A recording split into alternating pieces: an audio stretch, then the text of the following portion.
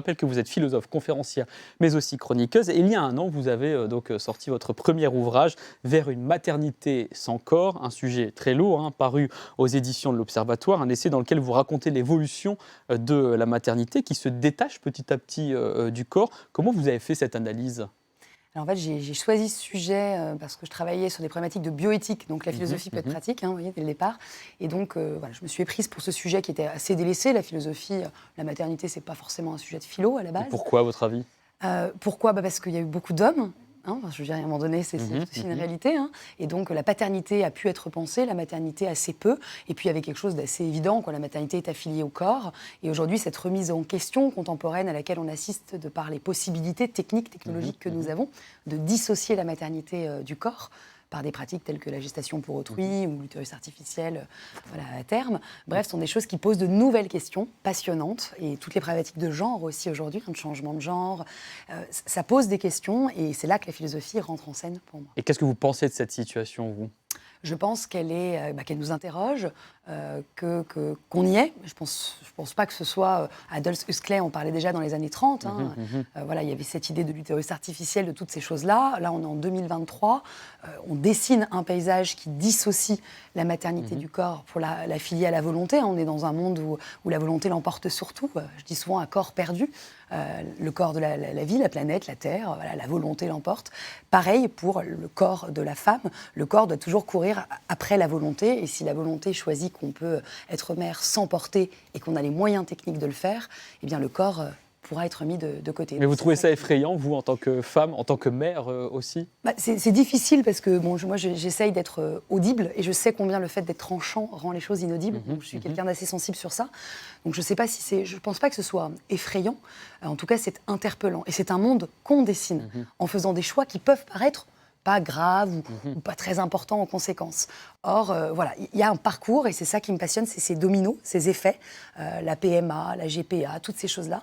Gestation pour autrui, procréation médicale assistée. Voilà, c'est ça.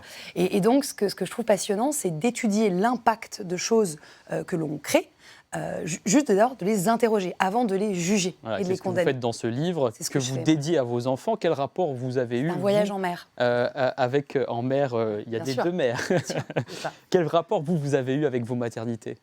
Alors, pour le coup, je le dis quand même, c'est très dissocié de mon expérience. C'est-à-dire que j'ai réalisé ma thèse, je n'avais pas eu d'enfant. Et même j'ai fini mon doctorat, j'ai commencé à avoir ma première fille. Et du coup, c'est vrai que mon expérience, je l'ai toujours mis de côté. Et d'ailleurs, on me disait, mais tu ne peux pas faire une thèse sur la maternité sans savoir ce que c'est. Je disais, mais attendez, c'est très court comme argument. Parce que s'il fallait être mort pour faire une thèse sur la mort, on est d'accord, personne ne la ferait. Ou être marié pour faire une thèse sur le mariage. Enfin bref, la philosophie, c'est d'abord une analyse, une prise de hauteur. Donc, mon expérience a finalement que peu d'intérêt. Par contre, le fait de l'avoir vécu me conforte dans le fait de se dire que porter un enfant, ça n'est pas rien.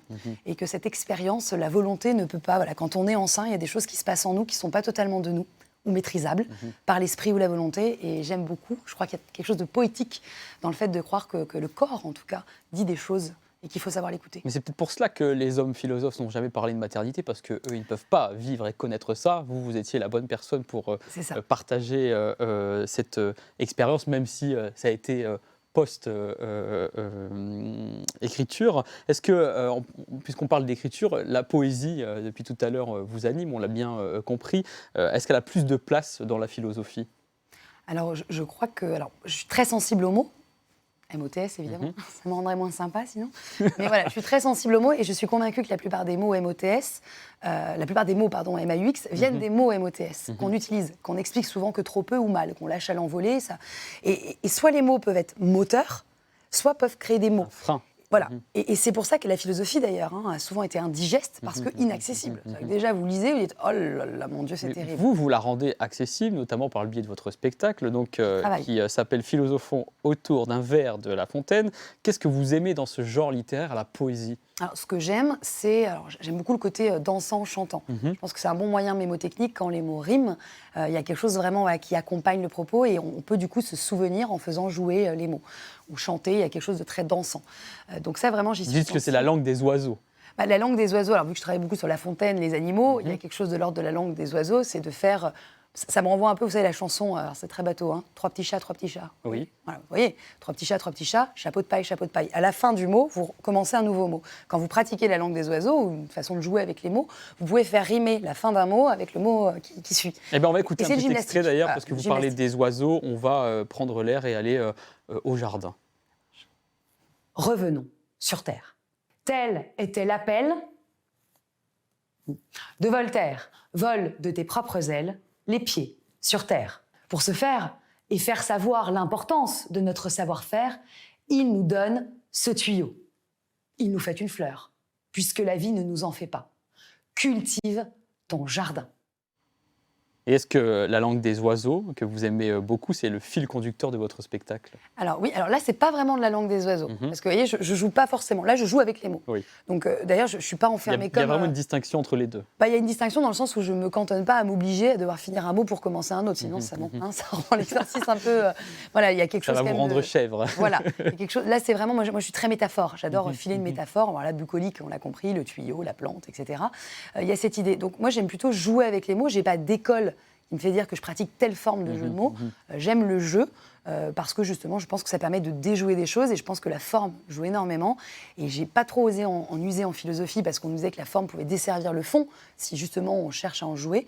Alors moi, je pense que la forme, c'est justement le fond qui remonte.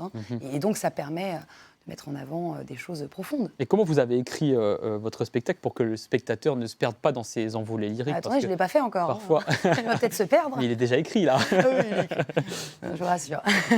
Comment vous avez fait pour que l'on puisse, lorsqu'on sera spectateur, être emporté du début à la fin? Alors ça, c'est tout le travail aussi de mon metteur en scène et ami, accessoirement, qui sait aussi pondérer ces élans-là, voilà, mes élans, mes envies de peut-être faire trop de jeux de mots et me dire non, mais là, il faut temporiser, t'es pas obligé d'en faire trop, parce que ça va te desservir en fait. L'équilibre à trouver, c'est que la forme serve le fond et ne desserve pas les choses. Donc j'espère avoir construit un spectacle qui sera rythmé, qui invite aussi à participer, à répondre. Et il y a évidemment des jeux de forme, parce que c'est ce que j'adore, mais pas trop. Donc il y a une question d'équilibre. Mais il n'y a pas de doute, puisque c'est déjà complet, malheureusement pour les 4 dates, 12, 13, 14 et 16 mai, au Théâtre des Marronniers à Lyon. Est-ce que vous allez présenter ailleurs cette aventure dans laquelle vous vous êtes lancé? Ah oui, oui. Je suis plutôt du genre à arriver grand, j'espère. Je crois que ça porte, à entreprendre. Mais en tout cas, c'est le début. Et j'espère le début de quelque chose. On verra ce qu'il en ressort, le partage, les échos. Et puis aussi accompagner avec un pianiste. Donc ça aussi, la mise en musique, c'est quelque chose qui me tenait à cœur. Donc voilà, on verra ce qu'il en est. Et puis je pense poursuivre l'année prochaine, évidemment. Et on vous suivra sur France 3 Auvergne-Rhône-Alpes. Laura, merci d'avoir été avec nous. On peut découvrir votre façon de jouer avec les mots sur votre site internet lauralange.fr.